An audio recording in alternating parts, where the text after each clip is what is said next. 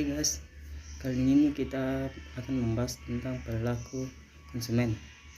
Yang pertama yaitu pengertian perilaku konsumen. Mengenali perilaku konsumen merupakan salah satu cara yang paling efektif untuk menyusun strategi pemasaran produk yang akan ditawarkan. Pasalnya, dengan memahami perilaku konsumen, Anda dapat menentukan dengan tepat langkah-langkah yang harus Anda lakukan agar produk Anda diterima oleh pasar. Kali ini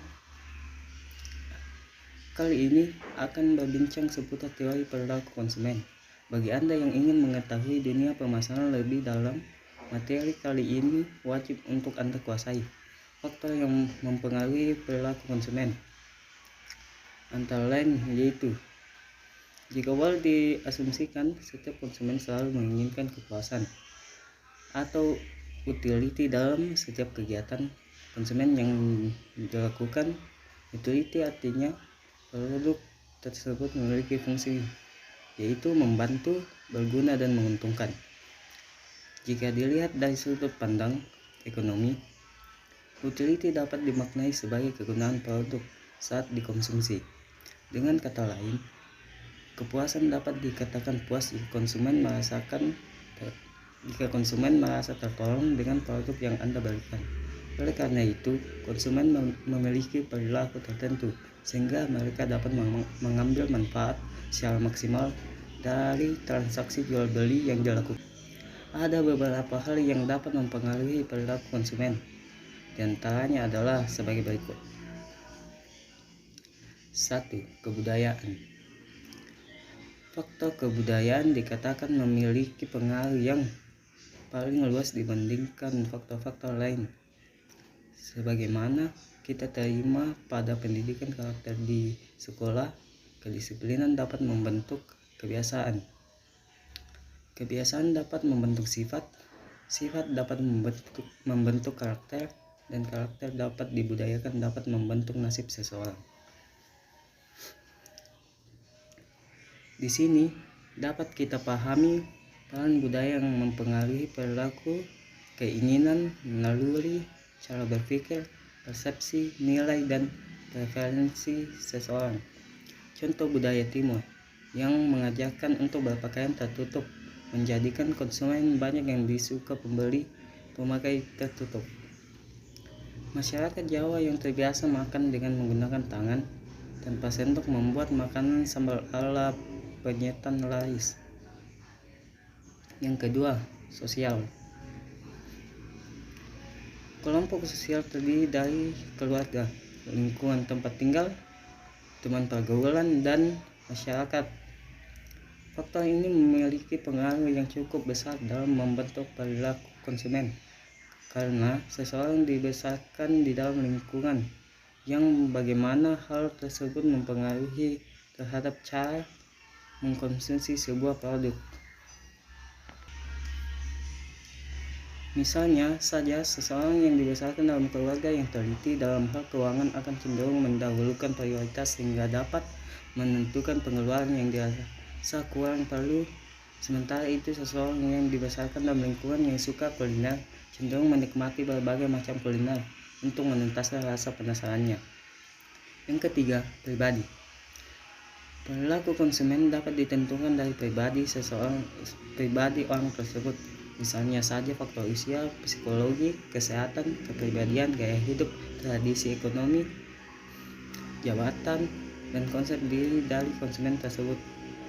Tahapan psikologi seseorang dalam mengkonsumsi produk bisa saja dipengaruhi oleh kematangan berpikir dan kedewasaan seseorang. Jabatan kesehatan mempengaruhi apa saja yang boleh dan tidak boleh dimakan atau diminum. Yang keempat, psikologi. Faktor ini dipengaruhi oleh keinginan seseorang untuk diakui, dianggap ada, dan diterima lingkungan. Beberapa hal psikologi yang mempengaruhi perilaku konsumen adalah seperti motivasi, kepercayaan diri, self-esteem, proses belajar, dan lain-lain. Yang kelima, aplikasi perilaku konsumen dalam bisnis. Tujuan akhir dari dirumuskannya teori perilaku konsumen adalah agar dapat diaplikasikan dalam bisnis. Aplikasi teori ini akan diwujudkan dalam strategi marketing sehingga produk yang diluncurkan dapat diterima oleh pasar. Semua perilaku konsumen tersebut dipelajari agar produsen atau pihak marketing produk dapat mengajak konsumen membeli barang dan atau jasa dengan pendekatan-pendekatan tertentu. Konsumen memiliki karakter yang beragam dan hal ini menjadikan mereka memiliki nilai dan karakter yang berbeda. Pemahaman karakter konsumen secara dapat dilakukan dengan konsep yang rapi. Beberapa hal yang dapat diaplikasikan dari teori perilaku konsumen dalam kegiatan bisnis adalah sebagai berikut. Yang pertama, merancang strategi pemasaran yang baik. Pada poin ini akan memahami bahwa strategi pemasaran yang baik menyesuaikan dengan perilaku konsumen yang akan dijadikan market. Dengan demikian, pemasaran dilakukan mampu mendapatkan hasil yang maksimal. Teori perilaku konsumen memungkinkan perusahaan untuk mengidentifikasi konsumen yang tepat untuk produk mereka, dimulai dari pengelompokan, demografi, kondisi sosial ekonomi tempat mereka berkumpul, hobi mereka, lingkaran pertemanan, kapan waktu tepat untuk mengadakan diskon dan sebagainya.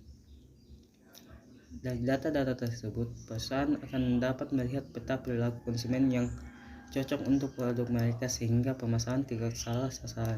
Misalnya saja produk minuman manis kekinian, dan tentu tidak tepat jika ditawarkan kepada penderita diabetes atau orang-orang yang sudah lanjut usia, atau pakaian bayi tentu tidak tepat jika ditawarkan kepada anak-anak remaja atau dewasa muda.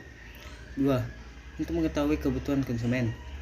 Dengan mengenali perilaku konsumen secara cermat, perusahaan tidak hanya mengetahui siapa yang cocok untuk pasar mereka, bahkan perusahaan dapat menciptakan pasar baru dan produk baru. Perilaku konsumen yang telah dipetakan sangat memungkinkan bagi perusahaan untuk mengetahui apa yang menjadi masalah di dalam masyarakat. Dengan mengetahui masalah, perusahaan melakukan inovasi dan menciptakan produk baru. Jika produk tersebut sesuai dengan kebutuhan masyarakat, bukan tidak mungkin produk baru tersebut akan meledak di pasar. Yang ketiga, untuk membantu dalam memuat kebijakan publik. Contoh paling mudah adalah masyarakat membutuhkan moda transportasi menjelang Hari Raya Idul Fitri. Pasalnya, pada saat itu mayoritas Indonesia melakukan tradisi mudik dan tentunya memerlukan moda transportasi baik darat, laut, dan udara. Kapan masyarakat mulai mudik? Kapan masyarakat mulai melakukan arus balik? Berapa kebutuhan armada transportasi untuk rute tertentu? Bahkan bagaimana mekanisme dapat mendapatkan jasa layanan tersebut sangat diperlukan oleh banyak orang. Oleh karena itu, memahami teori perilaku konsumen tetap diperlukan. Yang keempat, menyiapkan perlindungan konsumen. Adanya jaminan perlindungan konsumen tentu memberikan ketenangan dan kenyamanan bagi konsumen untuk mengonsumsi barang dan jasa. Memahami perilaku konsumen membantu perusahaan atau pembuat kebijakan dapat menyiapkan perlindungan apa yang diberikan kepada konsumen. Dengan demikian, kegiatan ekonomi dapat berjalan dengan sehat. Ya, sekian hasil presentasi yang saya buat. Kurang lebihnya mohon dimaafkan. Saya akhiri dengan ucapan Assalamualaikum warahmatullahi wabarakatuh.